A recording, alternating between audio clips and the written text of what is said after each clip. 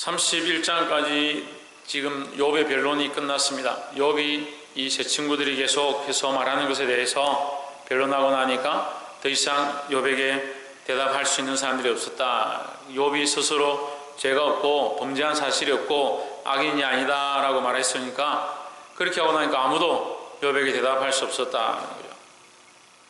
욥에게 변론할 사람들이 없으니까 이것을 보고 있던 엘리후가 속이 상해서 말을 합니다. 32장에 욥이 스스로 어렵게 여김으로 그 세 사람의 대답이 그침에 2절에 람 족속 부스 사람 바라겔의 아들 엘리후가 너를 바라니 그가 욥에게 너를 바람은 욥이 하나님보다 자기가 어렵다 함이요 했습니다. 여기 엘리후가 나오는데 엘리후도 믿음이 뛰어난 사람이었다 하는 거죠. 엘리후의 이름 자체가 나의 하나님이다. 그 믿음을 가지고 있는 이 엘리후가 이것을 볼 때 답답하고 속상했다는 거죠. 친구들이 와서 말하는데 욥보다 의로운 자도 없고 욥을 잘못했다라고 똑바로 지적하지도 못하고 욥은 또 하나님 앞에서 자기가 어렵다라고 말하니까 그것을 보고 속이 상했다는 거죠. 그래서 이 엘리후가 몇 가지를 얘기하는데, 어떻게 보면 단편적으로는 욥은 하나님 앞에 의로운 사람이었고 또 욥의 세 친구는 그를 위로하러 왔다가 오히려 네가 지금 당한 이 모든 상황이 너의 범죄함으로 인한 것이다, 인간홍보이기 때문에 네가 결국 하나님 앞에 회개해야 이 문제가 해결된다라고 얘기를 하다가 결국 이기지 못하고 욥이 의롭게 여김으로 말미암아 욥이 의로운데 이 인간홍보에 같은 이런 사건이 자기에게 닥쳤으니까, 욥에게 닥쳤으니까 뭐라 설명할 바가 없는 거죠. 친구들은 계속 뭐만 얘기했냐? 인간홍보만 계속 얘기한 거야. 네가 잘못했기 때문에 너에게 이런 고통이 닥쳤다라고 얘기를 하니까 욥은 잘못이 없다, 나는 죄를 짓지 않았다, 나는 하나님 앞에 의롭다, 심지어는 땅이 결국 나의 의를 드러낼 것이다, 내가 몰래 숨어서 밤에 또는 땅만 알고 있는, 세상은 모르는 나 혼자 있을 때 지은 죄, 그것조차도 나는 죄를 짓지 않았다, 그런 것이 없다, 땅이 나의 죄를 다 드러내게 될 것이니까 나는 결국 의로움이 드러날 것이다, 이렇게 얘기하니까 친구들이 할 말이 없는 거예요. 이걸 보고 있는 엘리후가 이제 말을 하기 시작하는 겁니다. 8절로 한번 봅시다. 사람의 속에는 심령이 있고 전능자의 기운이 사람에게 청명을 주시나니 했습니다. 전능자의 숨결이 사람에게 깨달음을 주시나니. 7절을 또 볼까요? 내가 말하기를 나이 많은 자가 말을 낼 것이요 해가 오랜 자가 지혜를 가르칠 것이라 하였으나. 자, 엘리후는 지금까지 자기가 생각하기에 자기가 나이가 어리고 연소하고 이 사람들보다 경험도 적으니까 나는 말을 안 하겠다, 그들이 알아서 잘 말할 것이고 그리고 이 문제는 쉽게 해결될 것이다, 이렇게 생각했는데 막상 보니까 해결도 되지 않고 그 친구들도 제대로 대답도 못하더라는 거죠. 엘리후가 답답하다는 거죠. 나는 나이가 많은 사람들이 알아서 지혜롭게 잘 해결할 줄 알았는데, 나이가 많으면 다 해결하고 똑바른 지혜를 내고 바른 길을 갈 줄 알았는데 그렇지 못하다가, 내가 그렇지 못하다는 것을 오늘 알게 되었다는 거죠. 그래서 엘리후가 8절에 사람의 속에는 심령이 있고 전능자의 기운이 사람에게 청명을 주시나니. 그래서 결국 깨닫게 하시고 알게 하시는 이는 누구시다? 하나님이시다. 전능자이신 하나님이시다라는 거죠. 그러니까 하나님이 알게 하시고 하나님 보여주시니까 나는 하나님이 보여주신 대로 말할 수밖에 없다라는 거예요. 그래서 엘리후가 하나님 보여주신 대로 나는 지금 말하겠다. 지금까지는 내가 잠잠했다. 왜 잠잠했느냐? 인생의 경험이 많고 학식이 많고 학자인 그들이 충분히 욥을 가르치고 바르게 할 수 있을 줄 알았는데 그렇게 못하는 걸 보고 내가 나서겠다. 그 나서는 이유가 뭐냐? 하나님께서 알게 하시니까 나이가 중요한 것이 아니다라는 거죠. 이게 바른 믿음의 모양이죠. 물론 이제 이것을 적용할 때 문제가 될 수 있지만 우리는 하나님을 아는 기준, 하나님을 바라보는 기준, 하나님으로부터 공급받은 지혜를 가지고 판단할 때 바른 판단들을 할 수 있다는 거예요. 9절에 대인이라고 지혜로운 것이 아니요 노인이라고 공의를 깨닫는 것이 아니라 했습니다. 그 나이 많고 어른이 되었다고 해서 정의가 있고 공의가 있고 그런 것이 아니다. 그러면 어떻게 정의와 진리를 깨달을 수 있다? 하나님을 알 때, 하나님을 바라볼 때에, 하나님께서 알게 하실 때 알 수 있다라는 거죠. 그래서 우리가 특별히 말씀을 가르치고 교제를 하고 이렇게 할 때 나이나 사실은 이런 것이 크게 상관없어요. 나이 들은 노인들이 교회 처음 왔습니다. 그러면 당신 나이가 많으니까 하나님 알겠죠? 그렇게 그래서 가르치지 않고 예수님 안전하면 어떻게 복음을 전하? 오늘도 가서 나이 든 어른들에게 봉사를 하고 그들에게 복음을 전하고 찬양을 불렀습니다.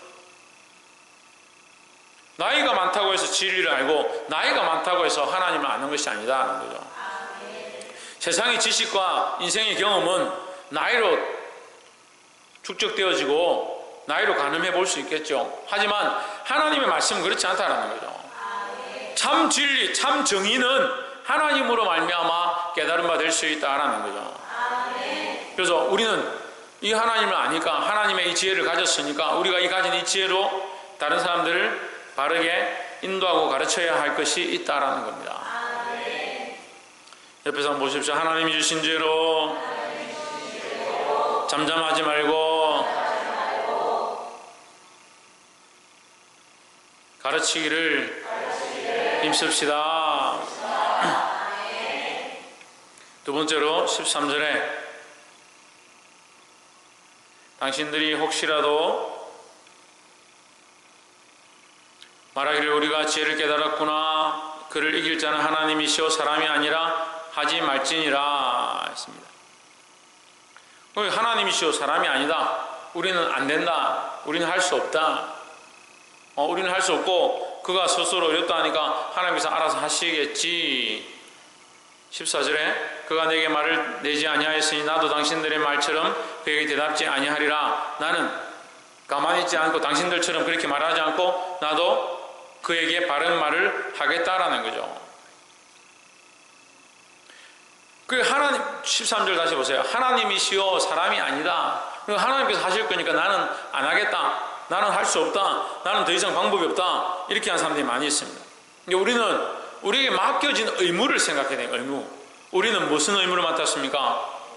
복음에 대한 의무를 맡았다. 복음에 대한 의무는 우리가 해야 될 것이지 내가 할 수 없기 때문에 내가 해도 안 되니까 하나님 하시겠지 그것과 다른 거예요. 복음의 의무는 내가 반드시 해야 될 것이다. 이 복음을 전하는 거, 이 말씀을 전하는 거, 이 말씀을 가르치는 것은 우리가 해야 될 당연한 의무다라는 거죠. 그래서 말씀을 많이 전하고 복음을 많이 전했다고 해서 참 너는 잘했구나, 너는 정말 귀한 사람이구나 그렇게 할 이유가 없는 거예요. 복음을 전하고 말씀을 전하는 것은 당연히 우리가 해야 될 의무라는 거죠. 세금 낼 사람이 세금을 내는데 그거 상 받을 게 아니에요. 사실은 세금 많이 냈다고 나라에서 그 세금 잘 낸 사람한테 모범으로 상을 주고 이 사람 모범 납세자 이래가 상을 주는데 세금을 내는 게 당연한 의무인데 왜 세금 낸 사람한테 상을 줘요? 세금도 내고 더 나라를 위해서 봉사하고 다른 사람을 위해서 돌아보고 그렇게 하는 사람한테 상을 주는 게 맞지. 세금 낼 걸 당연히 낸 사람이 그 사람이 세금대로 냈는데 그럼 모범 납세자라고. 그럼 모범 납세자가 우리나라에 얼마나 많아요? 얼마나 많아요. 근데 왜 특별하게 많이 낸 사람한테 상을 주냐고요. 저는 이해가 안 되는 거예요. 연예인들이 몇 억씩 세금 냈다고 그 사람 모범 납세자다. 그러면 1,000만 원 벌어서 10만 원 세금 낸 사람이나 1억 벌어서 100만 원 세금 낸 사람 똑같이 세금을 다 낸 거잖아요. 자기 소유해서. 그런데 왜 많이 낸 사람한테 상을 주냐고요. 그러니 세상의 논리가 참 그렇게 보면 우습다라는 거죠. 우리 세상의 논리로 하는 것이 아니다는 거죠. 말씀 전하고 복음 전하고 말씀 가르치고 복음으로서 이렇게 세우는 것은 우리가 해야 될 의무지 그것을 해서 칭찬받는 것이 아니다라는 거예요. 물론 하나님 나라에 가면 하나님께서 잘했다 충성된 종아 이렇게 칭찬하시고 우리에게 상급을 주시겠지만 이 땅에 사는 동안에 우리가 복음 전하고 말씀 가르치는 것이 왜 칭찬받을 일이냐. 우리가 해야 될 의무다라는 거예요. 우리가 11조를 하나님께 드린다고 해서 10의 1을 구별해서 하나님께 드린다고 해서 그것이 잘했다 칭찬받을 일이 아니에요. 그러니까 겨우겨우 근거히 몇십 년 살아가 하나님 앞에 11조 한 번 하고 왜 내가 11조 했는데 안 알아주노? 11조 한 날 하필 목사님이 가서 11조 안 하냐? 왜 헌금 제대로 안 하냐? 뭐라 하니까 괜히 시험 들어가지고. 의무잖아요. 당연히 해야 될 일이잖아요. 주일날 예배 잘 나온다고 1년 동안 출석 잘하면 상 주는 거, 사실 그것도 어서운 거예요.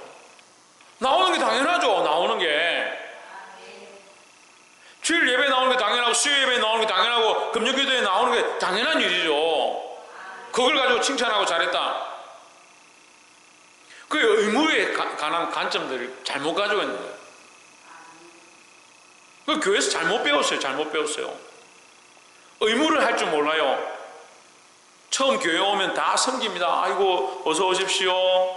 연약하다고 챙겨주고, 누가 부딪히지 않게, 시험 들지 않게, 힘들지 않게 다 챙겨주고 돌봅니다.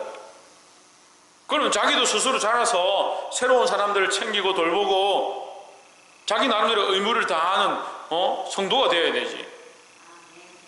몇 년이 지나고 3년, 4년, 5년, 6년, 7년이 지나도 계속 뭐요?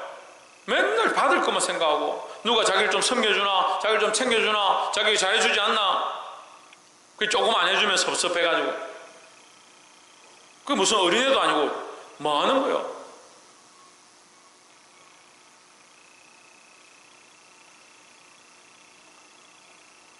그러니까 그를 추궁할 자, 그를 가르칠 자, 그를 정죄할 자는 하나님이시오, 사람이 아니라, 그렇게 말합니다. 물론 하나님 하시겠죠. 이 말 자체가 틀린 건 아니지만 그 말 속에 숨어있는 내면이 문제인 거예요. 우리가 더 이상 할 수 없으니까, 우리에게 더 이상 할 은혜가, 능력이 없으니까 못하겠다. 마땅히 해야 될 일들을 해야 되는 거예요.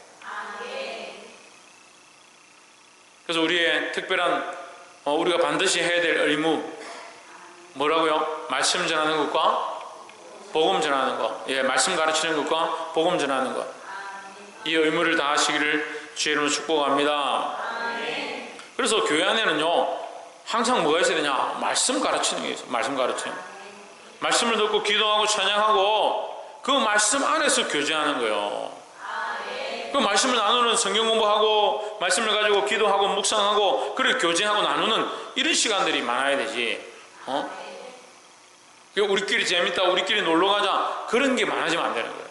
물론 이게 나쁘진 않지만, 우리가 말씀 안에, 기도 안에, 성령 안에, 찬양 안에 바로 서고 나서 그 다음에 뭐요? 그 다음에 교제가 함께 일어나는 거예요. 세 번째로 20절에 내가 말을 말하여야 사람이 시원할 것이라 내 입을 열어 대답하리라. 21절 나는 결코 사람의 낯을 보지 아니하며 사람에게 아첨하지 아니하니 했습니다. 이 엘리후라는 사람이 참 나름대로 믿음이 있습니다. 믿음이 있는 이 신앙의 고백들을 하는 겁니다. 엘리후의 모양이 어떻냐? 사람의 눈치를 보지 않고, 사람의 낯을 보지 않고, 사람이 어떻게 나에게 하는가 그거 보지 않고, 사람들이 나에게 영광을 돌리고 나를 어떻게 봐줄까, 또 사람들에게 어떻게 영광을 돌릴까, 그런 거 고민하지 않는다. 내가 해야 될 말들을 바로 하겠다라는 거예요. 그런데요, 오늘날 이 교회들이 잘못돼가고 목회자들이 잘못돼가는 거예요. 뭘 안 합니까? 바른 말을 안 해요. 바른 말을 안 해요. 가정의 부모들이 부모의 역할을 못하는 거예요. 왜 못하느냐? 자식들한테 바른 소리를 못하는 거예요. 학교의 교사들이요, 바른 교사의 역할을 못하는 거예요. 왜 못하냐? 바른 말을 못하고요, 학생들에게 바른 소리를 못해요. 해야 될 말, 바로 세워야 될 말, 그걸 하지 못합니다. 학부형들의 눈치를 보고요, 학교의 툴의 눈치를 보고, 교장의 방향들의 눈치를 보고, 상황들의 눈치를 보고, 정치인들이 똑바로 해야 될 말들을 하지 못하고 사람들의 인기와 여론과 상황들을 바로 참 해야 될 말을 하지 못합니다. 특별히 그리스도인들은 사람들의 눈치를 보는 것이 아니라 하나님이 기뻐하신 말들을 할 수 있어야 되는 거예요. 그래서 교회가 바른 진리를 말하고 잘못된 것을 지적하고 비난하고 비판할지라도 그것이 바른 일이라면 교회가 순종하며 순응하며 나가야 되는 거예요. 저는 교회를 개척할 때부터 지금까지 그렇게 생각하고 있습니다.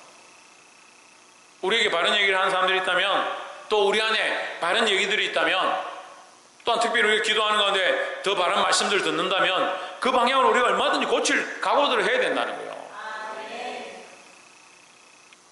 근데 반대로 또한 돌아봐서 우리가 바른 말들을 하느냐? 사람들이 눈치 보고 상황을 보고 어이구 집사님인데, 어이구 장로님인데, 어이구 권사님인데, 어이구 어르신인데, 어이구 입장이 난처한데 해야 될 말을 하지 않는 거예요. 그러니까 누구의 낯을 두려워하냐? 사람의 낯을 두려워하고. 누구의 영광을 바라보냐? 사람의 영광을 바라보는 거예요. 여기 어떻게 바뀌어야 합니까? 하나님의 낯을 바라보고, 사람의 영광이 아니라 하나님의 영광을 바라보고, 그리고 하나님의 낯을 두려워해서 이렇게 행하지 않고, 하나님의 낯을 두려워하기 때문에 바른 말들을 사람에게 하고, 하나님의 영광을 바라보기 때문에 하나님 기뻐하신 말들을 사람들에게 전할 수 있는 그런 자들이 되기를 주의 이름으로 축복합니다. 말씀을 맺겠습니다. 오늘 엘리야가 이 세 친구들에 대해서 책망하는 모습이 나옵니다. 나이에 따라서, 상황에 따라서 말하지 못하는 그런 모습들을 버려야 하고, 우리가 말씀을 바로 하고 복음을 바로 전하고 해야 될 말을 했다고 해서 그것이 우리가 칭찬받을 일이 아니다라는 거죠. 마땅히 우리가 해야 될 일이고, 또한 사람들의 눈치를 보고 사람들에게 영광을 돌리기 위해서 하는 것도 아니다라는 거죠. 그래서 우리가 말씀을 전하는 거, 복음 전하는 거 당연히 해야 될 일이고, 특별히 누구의 영광을?